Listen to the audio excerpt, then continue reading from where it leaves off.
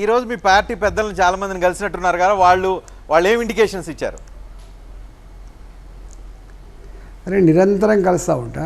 అమిత్ షా గారు ఢిల్లీకి వచ్చినప్పుడల్లా అమిత్ షా గారిని కలవకుండా నేను పోను జనరల్గా. అప్పుడు కలవటం వేరు, ఇప్పుడు కలవటం వేరు. ఇప్పుడు పదవుల డిస్ట్రిబ్యూషన్ జరుగుతుంది కాబట్టి ఇప్పుడు కలయిక అనేది డిఫరెంట్గా ఉంటుంది కదా. మీరు ఒక మాట, నిన్నటిదాకా కలవలేదు చూసినా మీరు. నేను అమిత్ షా గారిని ఎన్నికలైన తర్వాత నిన్నటిదాకా కలవలేదు. ఎందుకంటే నేను పోయి నాకు మంత్రి పదవి కావాలి, క్యాబినెట్ మంత్రి పదవి కావాలి కోరలేదు నేను. ఎందుకంటే వారికి మా పట్ల సంపూర్ణమైన అవగాహన ఉంది. మేము కోరడం అంటే అది మంచిది కూడా కాదు.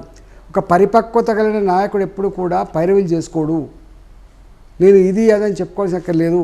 మా మా మా చరిత్ర కానీ, మా కెపాసిటీ కానీ, మా కమిట్మెంట్ కానీ తెరిచిన పుస్తకంలాగా అధిష్టానం దగ్గర ఉంటుంది కాబట్టి దాన్ని బట్టి మాకు వస్తాయి తప్ప మేము ఏదో పైరవీ చేసుకుంటే వచ్చులో, కలితే వచ్చులో, దండం పెడితే వచ్చులో క్వశ్చన్ లేదు. రెండోది రజనీకాంత్ గారు నాకున్న భావన చెప్తున్నా. నేను కేసీఆర్ గారి దగ్గర ఉన్న 20 ఏళ్ళు ఏనాడు నాకు ఎమ్మెల్యే టికెట్ ఇవ్వమని చెప్పలేదు, వారే ఇచ్చిండ్రు. ఫ్లోర్ లీడర్ కావాలని చెప్పి అడగలేదు, వారే ఇచ్చిండ్రు.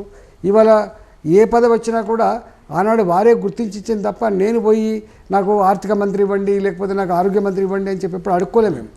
మేము వేరే వాళ్ళకు రికమెండ్ చేసేది అంటున్నాం తప్ప మాకు మేము అడుక్కునే స్థాయిలో ఎప్పుడు లేము రజనీకాంత్ గారు. అంటే మీరు ఇంతకుముందు బీఆర్ఎస్లో ఉంటే అది ప్రాంతీయ పార్టీ, ఇది జాతీయ పార్టీ. జాతీయ పార్టీలో ఇంత పెద్ద వ్యవస్థలో మిమ్మల్ని గుర్తించాలి, గుర్తుపెట్టుకోవాలంటే కనీసం అప్పుడప్పుడు వెళ్ళి ఉన్నామని ప్రజెన్స్ అన్న చూపించాలి, లేదు నా కెపాసిటీ ఇదని చెప్పుకోవాల్సిన పరిస్థితి కూడా ఉంటుంది కదా. మీకు ఒక మాట చెప్పన్నా, నేను 3 ఏళ్ళు అవుతుంది భారతీయ జనతా పార్టీకి వచ్చి. నాకు ఒక మంచి అవకాశం ఏంటంటే నేషనల్ కాన్ఫరెన్స్ అనేది హైదరాబాద్ జరిగింది. నేను దాంట్లో మాట్లాడగలిగిన నా చరిత్ర అంతా కూడా మోడీ గారి దగ్గర ఉన్నది, అమిత్ షా గారి దగ్గర ఉంది, దేశంలో అన్ని రాజకీయ నాయకుల దగ్గర ఉన్నదండి, ఎక్కడ లేకుండా లేదు. రెండవది ఢిల్లీలో జాతీయ సమావేశాలు జరిగినాయి, అప్పుడు మాట్లాడినాం. ఇవాళ అన్నిటికంటే ముఖ్యంగా మల్కాజ్గిరిలో తొలి శంఖారావం పూరించడానికి మోడీ గారు వచ్చిన నాడు తెలంగాణ ప్రజలు చూపిన ఆ ప్రేమ, పర్టికులర్గా మల్కాజ్గిరి ప్రజా ప్రవాహాన్ని చూసి ముగ్ధులైన మోడీ గారు శభాష్ అని చెప్పండు రజనీకాంత్ గారు.